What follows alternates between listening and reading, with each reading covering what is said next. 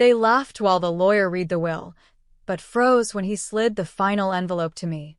They called me the outsider, but my father never saw me that way. I was the last one to walk into the room. The air was sharp with perfume, cologne, and the unmistakable scent of arrogance. My stepmother's sharp heels tapped against the hardwood floor like she was the queen of this moment. And my half-brother? He leaned back in that leather chair like he already owned the world. "Did you get lost, Isla?" he asked with a smirk, loud enough for the whole room to hear. "This isn't the mailroom, sweetheart." A few chuckles echoed around the table. My cheeks burned, but I didn't flinch. I walked to the empty seat at the far end, because of course, they hadn't saved me a proper spot. I sat. I didn't say a word. Mr. Granger, my father's lawyer, cleared his throat and opened the folder. His voice was steady, professional, but even he glanced at me once, as if he knew what was coming. "As per the last will and testament of Mr. Kenneth Harwood," he began, "the estate, which includes the primary residence, business assets, and all financial holdings, will be distributed according to this document signed and notarized 3 months before his passing." My stepmother, Lorna, whispered to my brother, "He promised us everything. Don't worry." I could almost feel the smugness in the air thicken. Mr. Granger continued, "To my son, Elijah Harwood, I leave the vintage car collection and a sum of $250,000 in trust." Elijah smirked. "Only that. And to my wife, Lorna Harwood, I leave the beach house in Santa Monica and a monthly allowance from the estate not to exceed $8,000. Lorna frowned. "That's all." There was a pause. "And to my daughter, Isla Rhodes." They both turned, like I'd broken some silent contract by being acknowledged in the room. Mr. Granger looked directly at me, then reached for another envelope. A red wax seal. The kind my father only used when something truly mattered. He handed it to me. "Your father asked that you read this yourself." I took it, hands trembling slightly. As I broke the seal, Elijah laughed. "Probably another one of Dad's life lectures. You can skip the tears, Isla." I opened it. My heart hammered. And then I read the first line aloud, my voice shaking but growing stronger with each word. "To Isla, the daughter I trusted most, not by blood, but by heart, I leave the controlling shares of Harwood Enterprises, my personal accounts, and the rights to all decisions regarding this family's legacy." Elijah's chair creaked as he shot forward. "What the hell are you talking about?" he barked. "That has to be a mistake. She's not even his real daughter." Lorna's lips tightened, her mascaraed eyes flicking toward Mr. Granger. "She's adopted. Kenneth said she'd get something, sure, but not this. Not the company." I could feel their panic spreading like a stain across the pristine marble floor. The power shift had just landed in the room like a thunderclap, and I wasn't prepared for how quiet it suddenly got. I looked back down at the letter. The edges of the page trembled in my fingers, but my voice was clear now. I wasn't doing this for vengeance. I was doing this for truth. Lorna and Elijah may carry my name, but Isla carries my spirit. She never asked for anything, yet she gave me loyalty, honesty, and strength. I watched her build herself up without favors. And in my final months, she was the only one who truly saw me, not as a wallet or a stepping stone, but as a man. Lorna let out a short, bitter laugh. "This is absurd. He must have written this while he was ill. He wasn't thinking straight." Mr. Granger didn't even blink. "This was reviewed by the estate court and signed by 2 witnesses, both sound of mind. Your husband made his decision deliberately." Elijah slammed his palm against the table. "This is a joke. I've worked with him for years. I studied business. I was groomed for this." I stood up. "I was never invited to the meetings, Elijah. I was never given a key card, never listed in the family emails. But I watched from the sidelines. Every late night Dad came home disappointed. It was because you didn't listen. Every time he mentioned the word legacy, he looked away from you." His jaw clenched, nostrils flared. Lorna reached into her purse like she might find some magic fix inside. "You think you can run Harwood Enterprises?" she spat. You're a glorified assistant who used to file his mail and wipe his glasses. I'm also the one who sat by him in the hospital when you were shopping in Paris, I replied. And I'm the one who helped him digitize every contract, restructure the logistics department, and rewrite the failing vendor policies you two ignored. Mr. Granger nodded. Kenneth kept records of everything. Islaw's suggestions improved company profits by 18% in the last year. Elijah's face drained of color. But that wasn't her job, he muttered. No, I said. But I did it anyway. Because I cared. The room stayed still for a moment. It wasn't the kind of silence that comes from peace. It was the kind that follows collapse. When people realized the ground they stood on wasn't as stable as they thought. And in that stillness, Mr. Granger cleared his throat again. There's more. He handed me a flash drive. Your father left a video. He asked that it be played only after the will was read. Elijah laughed bitterly. Oh, great. A farewell lecture. But I just looked at the screen as Mr. Granger plugged it into the monitor behind the desk. A few seconds passed. The screen blinked. And then there he was. My father. His cheeks were a little sunken, and his voice was softer than I remembered, but his eyes were still sharp, still full of quiet fire. If you're watching this, he began, then I'm gone. And you're probably all angry, confused, maybe even disappointed.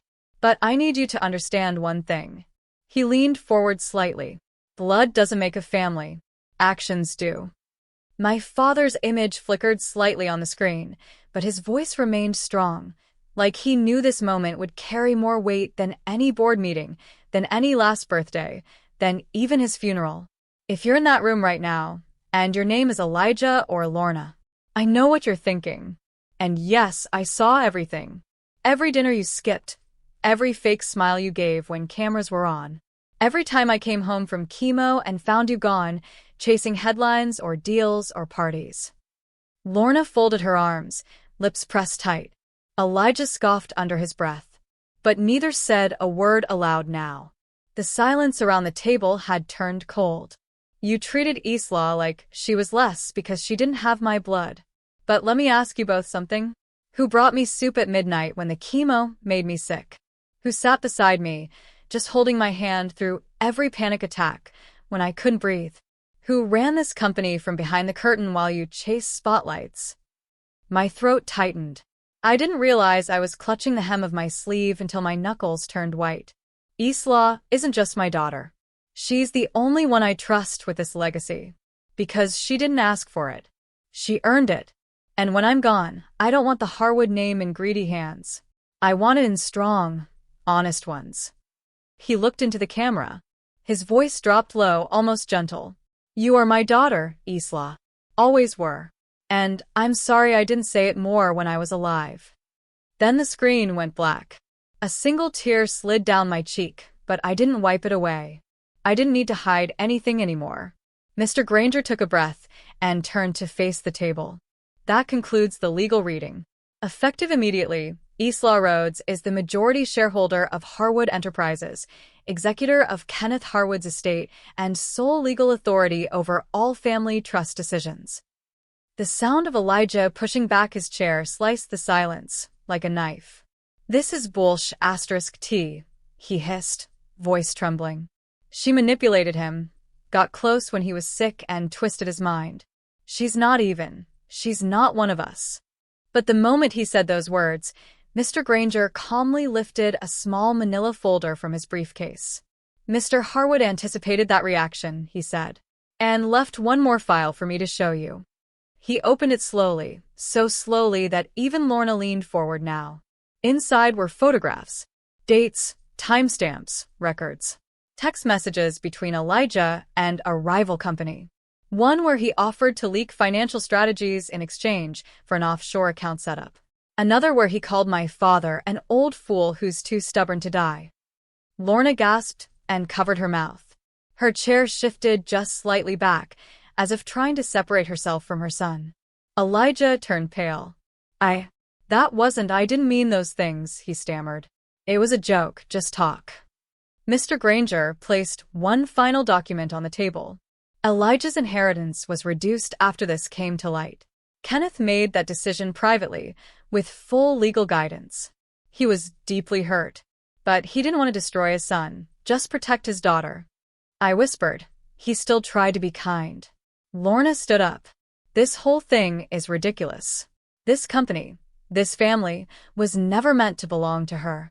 I looked her straight in the eyes, but not with anger. Not anymore. You're right. It wasn't meant to.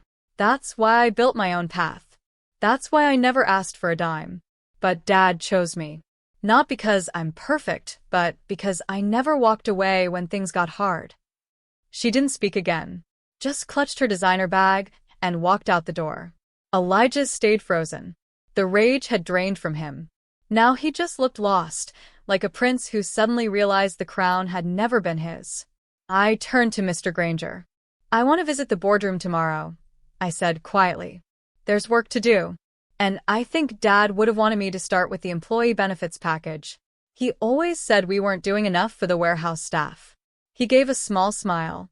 That was one of the last things he said to me, too.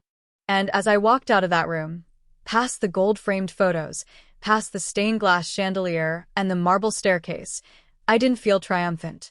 I felt free, not because I won, but because for the first time in my life, I was seen. I didn't sleep that night. Not out of fear, not even out of excitement. It was something deeper, something heavier. I sat alone in the corner of my tiny studio apartment, the same one I'd kept even when Dad started slipping me checks for errands I knew weren't really errands. The lamp beside my couch flickered, casting soft light on the stack of folders in front of me. Contracts, employee memos, old handwritten notes my father used to scribble when inspiration struck mid-coffee. I kept every one. I wasn't raised with wealth. I wasn't even raised in his house. But the years I spent working in that company, as a temp, as a junior admin, as the girl who was told to fetch coffee for meetings she should have been running, had taught me the value of watching closely when no one thinks you matter. The next morning, I wore the same navy blazer I used when I applied for the receptionist position 5 years ago. It still fit, barely. But it reminded me where I started. And how far I'd come. The doorman at Harwood Enterprises looked surprised when I nodded at him. Miss Rhodes, he said, unsure. Good morning, David, I replied, a small smile tugging at my lips. Nice to see you again. He straightened up. Didn't expect to see you here like this. Neither did a lot of people. The elevator ride to the top floor was silent. My reflection stared back at me in the mirrored walls, calm, focused. But somewhere behind my eyes was that same girl who used to rehearse what she'd say if anyone ever just listened. The boardroom doors opened with a click. There were 12 men and women inside, all sharply dressed, murmuring to one another. At the head of the table sat Marion Clive, my father's oldest advisor. Her eyes met mine. They didn't sparkle with skepticism. They sparked with memory. You must be Isla, she said warmly. I am. You look like Kenneth when he had something to prove. I smiled. Then I guess we're both in good company. I stepped forward and placed a thin folder on the table. Inside were notes I'd been preparing since long before my father passed. Cost-saving measures. Expanded wellness programs. A restructuring plan that benefited both top-tier executives and warehouse workers. This, I said, was his vision. He didn't want a bigger company. He wanted a better one. One of the senior partners leaned forward. We've reviewed your appointment. The will is ironclad. You have the controlling share. But truthfully, most of us expected a figurehead. Someone emotional, symbolic. And now? I asked. He tapped the folder. Now we're reconsidering that assumption. As the meeting progressed, something inside me shifted. Not because I was accepted, but because I was respected. Not for being my father's daughter. Not for revenge. But for having a mind that had been underestimated too long. When it ended, Marianne stayed behind. Can I tell you something? She asked, her voice quieter now. Of course. The day Kenneth finalized the will, he cried. That took me off guard. He said he didn't regret anything about his legacy, except waiting so long to publicly call you what you always were. His daughter. My throat tightened. I didn't need the title. I know, she said. But he knew you deserved it. As I left the room, something caught my eye. A framed photo just outside the hallway, one of the original Harwood factory workers standing beside my father in the early 90s. He was smiling, hand on the shoulder of a man in a grease-covered jumpsuit. He always believed in people who got their hands dirty. I stepped outside into the late morning sun. A few steps down, I saw Elijah waiting near the black car that used to be reserved for my father. He looked different. Deflated. You planning to kick me out of the family completely? He asked. I shook my head. You're still my brother, Elijah. He scoffed. After everything? You really mean that? Yes. But I'm not going to clean up your messes anymore. He looked away, ashamed. I didn't know he cared about you like that. That's because you never looked past what you could gain. He nodded slowly. I don't expect you to forgive me, but I am sorry. For laughing. For underestimating you. For acting like you didn't belong. A moment passed. Then I said something I never expected. I don't want revenge, Elijah. I want to build something better. You can be a part of it if you're willing to actually earn it. His lips parted slightly in disbelief. You'd let me work under you? You'll start where I did. As an assistant. He laughed softly, and for once, not cruelly. Maybe that's fair. As he walked away, I finally exhaled. Not because I'd won, but because I hadn't lost myself in the process. My name is Isla Rhodes. I used to walk past the Harwood building and wonder what it felt like to belong. Now I walk through the front doors and know, belonging isn't given. It's built. 2 months passed since the will reading turned my life upside down and revealed what had been hidden beneath silence for too long. That love doesn't need blood to be real, and family isn't always who shares your last name. But power? Power is tested in how you carry it, especially when no one thought you'd ever have it. I didn't change overnight. I still made mistakes. I still second-guessed every decision before I signed off. I still checked my notes 10 times before every board meeting. But I also remembered something important, something my father said once when I was 17, sitting in the back seat while he drove in silence after picking me up from school. You don't have to speak loud to be heard, Isla. Just speak true. That stuck with me. And now, standing before hundreds of Harwood employees in the company's largest auditorium, I remembered it again. I looked across the crowd, engineers, custodians, accountants, temp workers, drivers. The ones who never got invited to champagne galas but made this company move. My name is Isla Rhodes. I began, gripping the microphone tighter than I needed to. You may know me as Mr. Harwood's daughter, or maybe you don't know me at all. That's okay, because I'm not here to impress you. I'm here to work beside you. The room stayed quiet, but the silence wasn't skeptical. It was waiting, listening. I'm not a business school prodigy. I didn't climb this ladder with fancy titles or family favors. I climbed it by staying late, watching closely, and doing the jobs no one saw. I know what it's like to feel invisible in a building this tall. And I know what it's like to love this company quietly behind the scenes. Somewhere in the third row, a maintenance worker in a patched uniform nodded slightly. I'm here to make sure none of you are invisible again. Starting today, we're restructuring executive bonuses to ensure that frontline employees see real growth. We're opening a wellness fund. We're building a child care facility for single parents on staff. And yes, every worker, from the ground floor to the top, gets access to company-wide profit sharing. A wave of stunned murmurs filled the room. But I wasn't done. I inherited this company, but I didn't inherit the old ways. My father trusted me because I earned that trust with my hands, not just my name. And if I do my job right, then this company won't just be known for products. It'll be known for people. Thunderous applause erupted. The kind that doesn't just come from politeness, but from relief, from respect, from hope. And yet, as powerful as that moment was, it wasn't the one that shook me the most. That came later, in a quiet hallway. Elijah stood waiting near the elevator. His suit was more modest now. He carried a leather binder, not a luxury watch catalog. He had started working in inventory as we agreed, and it hadn't been easy. I heard your speech, he said softly. You sounded like him. I blinked. Like Dad? He nodded. Not in voice. In purpose. I didn't know what to say to that. So I just stood there. He cleared his throat. I want to show you something. We walked out to the parking garage, and to my surprise, he unlocked the garage where Dad's old Mustang sat, the one no one had touched in years. I restored it, Elijah said. Took me 6 weekends. I figured maybe this was the kind of work I needed to understand him better. I walked around the car slowly, running my fingers along the polished paint. You did a good job. He looked at me genuinely. So did you. That was the closest thing to an apology he'd ever given. And, honestly, it was enough.